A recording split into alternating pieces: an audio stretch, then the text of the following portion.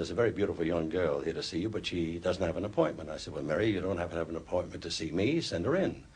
So a moment later, in walked the most gorgeous young girl you've ever seen in your life. This golden hair, beautiful little print dress, and 22 years old. And I said, sit down.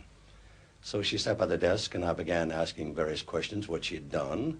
She told me a little extra work and a bit here and there. And I said, what's your ambition? She said, to be a film star. And I looked at her and I said, well, honey, you're in pictures, and I think you will be a film star. I said, I don't think you can use the name Norma Jeane Doherty if you're going to be a star.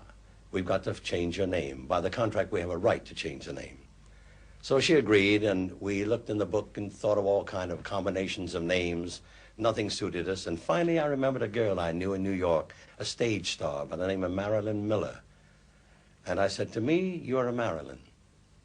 And she said, that's a lovely name. I said, all right, that's your first name. We couldn't find a second name, but she suddenly turned to me and said, Mr. Lyon, could I use my grandmother's name? I said, what was that? She said, Monroe, Marilyn Monroe.